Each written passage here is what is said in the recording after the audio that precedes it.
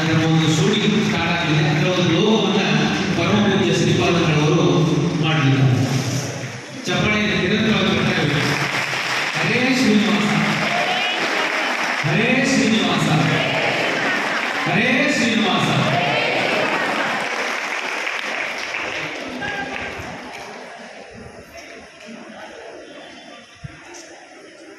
ನಮ್ಮನ್ನೆಲ್ಲ ಉದ್ದೇಶಿಸಿ ಅನುಗ್ರಹ ಸಂದೇಶ ಪರಮ ಪೂಜ್ಯ ಶ್ರೀಪಾದಗಳಿಂದ ದಯವಿಟ್ಟು ಶಾಂತತೆಯನ್ನು ಕಾಪಾಡೋಣ.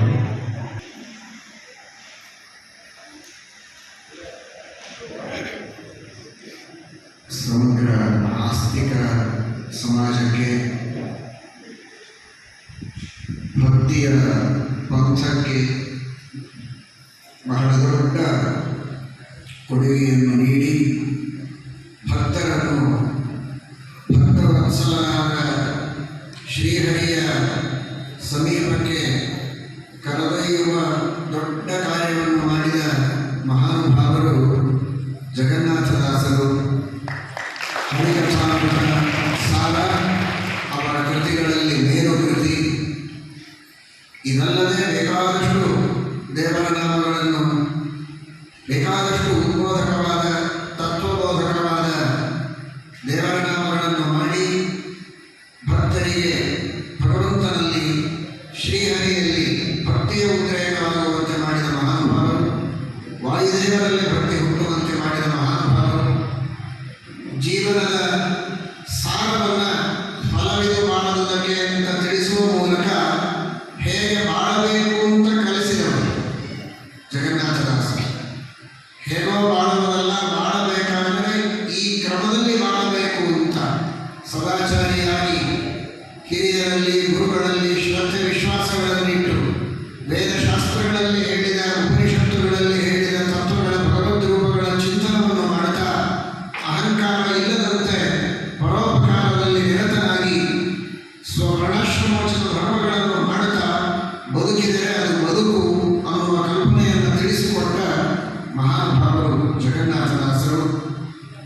ನಮ್ಮ ಪೀಠ ಪರಂಪರೆಯಲ್ಲಿ ಬಂದಂತಹ ರಾತ್ರಿಯಲ್ಲಿ ಸೂರ್ಯನನ್ನು ತೋರಿಸಿದ ಮಹಾಪವಾಡ ಪುರುಷರಾದ ಮಹಾಜ್ಞಾನಿಗಳಾದ ಶ್ರೀಮತ್ ಸತ್ಯಬೋಧತೀರ್ಥ ಶ್ರೀಪಾದಂಗಳವರ ಶಿಷ್ಯರಾಗಿ ಅವರ ಮೇಲೆ ವಿಶೇಷವಾದ ಸ್ತೋತ್ರವನ್ನು ರಚನೆ ಮಾಡಿಕೊಟ್ಟಂತಹ ಮಹಾನುಭಾವರು ಕೂಡ ಜಗನ್ನಾಥದಾಸರು. ಶ್ರೀ ಸತ್ಯಬೋಧೋ ನಿರನಾಮಧೇಯೋ ಮಾಯಾತಮ ಖಂಡನ ಚಂಡ ಭಾನು ದುರಂತ ಪಾಪ ಪ್ರದಹೇ ಕೃಷಾನು ದೇಯಾನ್ಮಮೇಷ್ಟಂ ಗುರುರಾಜಸೂನು. ನೋಡಿದರೆ ಅವರ ಕನ್ನಡ ಸಾಹಿತ್ಯ ಹೇಗಿದೆ ಅಂತ ನಿಮಗೆಲ್ಲ ಚೆನ್ನಾಗಿ ಪರಿಚಯ ಇದೆ. ಅಷ್ಟು ಪ್ರಾಸಬದ್ಧವಾಗಿ ಕನ್ನಡ ಸಾಹಿತ್ಯದ ರಚನೆಯನ್ನು ಮಾಡಿದ ಇವರು ಸಂಸ್ಕೃತ ಸಾಹಿತ್ಯದಲ್ಲಿ ಪಾಂಡಿತ್ಯವನ್ನು ಪಡೆದಿಲ್ಲ ಇಲ್ಲ ಅಂತ ಕೆಲವೆಲ್ಲ ಸಂಶಯ ಪಡಬಹುದು. ಆದರೆ ಅವರು ಮಾಡಿದ ಈ ಸ್ತೋತ್ರ ನೋಡಿಬಿಟ್ರೆ ಅವರ ಸಂಸ್ಕೃತದ ಪಾಂಡಿತ್ಯ ಪ್ರಾಸಬದ್ಧವಾಗಿ ಹೇಳುವಂತಹ ಶೈಲಿ ನೋಡಿದರೆ ಅವರಿಗೆ ವ್ಯಾಸ ಸಾಹಿತ್ಯದಲ್ಲಿಯೂ ದಾಸ ಸಾಹಿತ್ಯದಲ್ಲಿಯೂ ಎರಡರಲ್ಲಿಯೂ ಪಾಂಡಿತ್ಯ ಇತ್ತು ಅಂತ ನಮಗೆ ಗೊತ್ತಾಗ್ತದೆ. ತಮ್ಮ ಗುರುಗಳಾದ ಸತ್ಯಬೋಧತೀರ್ಥ ಶ್ರೀಪಾದಂಗಳವರನ್ನು ಅಷ್ಟು ಭಕ್ತಿಯಿಂದ ಕೊಂಡಾಡಿದ್ದಾರೆ. ಇವತ್ತಿಗೂ ಸವಣೂರಿನಲ್ಲಿ ಜಗನ್ನಾಥದಾಸರು ಗುರುಗಳಿಗೆ ಸಮರ್ಪಿಸಿದ ಒಂದು ಬುಟ್ಟಿ, ಅವರ ಗೋಪಾಳ ಬುಟ್ಟಿ, ಅದರಲ್ಲಿಯೇ ಮಂತ್ರಾಕ್ಷರಗಳನ್ನು ಕೊಡುವಂತಹ ಪದ್ಧತಿ ಇವತ್ತಿಗೂ ಇದೆ. ಇವತ್ತಿಗೂ ಅವರ ಬುಟ್ಟಿಯನ್ನು ಇಟ್ಟು ಅದರಲ್ಲಿ ಮಂತ್ರಾಕ್ಷತೆಯನ್ನು ಕೊಡುತ್ತಾರೆ. ಸತ್ಯಬೋಧರ ಪಾದಕ್ಕೆ ಮಾನವಿಯಲ್ಲಿ ಇವತ್ತಿಗೂ ಸತ್ಯಬೋಧ ಜಗನ್ನಾಥದಾಸರ ಸನ್ನಿಧಾನದಲ್ಲಿದೆ. ಆ ಸತ್ಯಬೋಧರ ಪಾದಕ್ಕೆ ಹಸ್ತೋದಕಗಳಾದ ಮೇಲೆ ಜಗನ್ನಾಥದಾಸರಿಗೆ ಸಮರ್ಪಣೆಯನ್ನು ಮಾಡುವಂತಹ ಪರಂಪರೆ. ನಾವು ಒಂದು ಬಾರಿ ಮಾನವಿಯಲ್ಲಿ ರಾಮದೇವರ ಪೂಜೆಯನ್ನು ಮಾಡುವ ಸಂದರ್ಭ ಬಂದಾಗ ಆ ಪರಂಪರೆಗೆ ತಕ್ಕಂತೆ ಸತ್ಯಬೋಧರ ಪಾದಕ್ಕೆ ಹಸ್ತೋದಕ ಮಾಡಿ ಆಮೇಲೆ ಜಗನ್ನಾಥದಾಸರಿಗೆ ಸಮರ್ಪಣೆ ಮಾಡಿಕೊಂಡು ಈ ತರಹದ ನಮ್ಮ ಗುರುಗಳ ಕಾಲದಲ್ಲಿಯೂ ಅಲ್ಲಿ ಬಹಳ ಹಿಂದೆ ಪೂಜೆ ನಡೆದಿತ್ತು. ಆ ರೀತಿಯ ಒಂದು ವಿಶಿಷ್ಟವಾದ ಗುರು ಶಿಷ್ಯ ಬಾಂಧವ್ಯ ಅದನ್ನು ನಾವು ಇದರಲ್ಲಿ ತಿಳಿಯಬಹುದು. ಇಂತಹ ಒಂದು ಚಲನಚಿತ್ರವನ್ನು ನಮ್ಮ ಮಧುಸೂದನ ಹವಾಲದಾರ್ ಅವರು ಬಹಳ ಈಗಾಗಲೇ ನಮ್ಮ ಶಶಿದಾಸರು ತಿಳಿಸಿದ ಹಾಗೆ ಅನೇಕ ಚಲನಚಿತ್ರಗಳನ್ನು ಅವರು ಮಾಡಿ ಸೇವೆಯನ್ನು ಮಾಡಿದ್ದಾರೆ. ಇದು ಒಂದು ಜಗನ್ನಾಥದಾಸರು ಭಾಗ 2 ಅಂತ 50 ದಿನಗಳವರೆಗೆ ನಿರಂತರವಾಗಿ ಇದು ನಡೆದ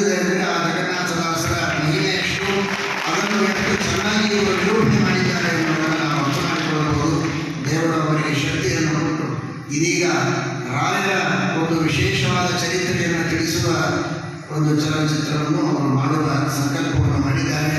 ರಾಯರ ಅನುಗ್ರಹದಿಂದ ಆ ಕಾರ್ಯವೂ ಕೂಡ ನೆರವೇರಲಿ ಅಂತ ದೇವರಲ್ಲಿ ಪ್ರಾರ್ಥನೆಯನ್ನು ಮಾಡುತ್ತಾ ಅವರಿಗೂ ದೇವರು ವಿಶೇಷ ಅನುಗ್ರಹ ಮಾಡಿ ಸಾಧನೆಯನ್ನು ಮಾಡಿಸಲಿ ಅಂತ ಕೇಳಿದರು. ಜಗನ್ನಾಥದಾಸರು ಭಾಗ 2ರ ಧ್ವನಿ ಸುರುಳಿ ಲೋಕಾರ್ಪಣೆಗೊಳ್ಳಲಿದೆ. ಪರಮ ಪೂಜ್ಯ ಶ್ರೀಪಾದಗಳವರಿಂದ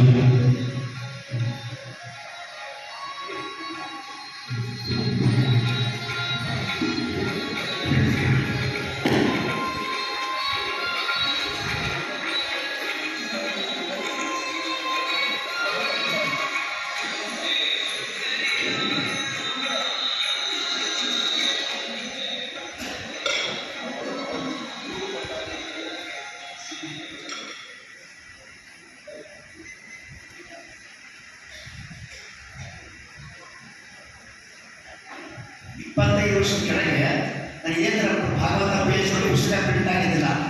ಗುರುಗಳಿಂದ ನಾನು 20,000 ರೂಪಾಯಿ ಮಾಡ್ಕೊಂಡು ನಾನು ಕೊಟ್ಟು ನನಗೆ ಇವತ್ತು ನಾನು 2 ಕೋಟಿ ಗಳಿಸ್ತಾರೆ.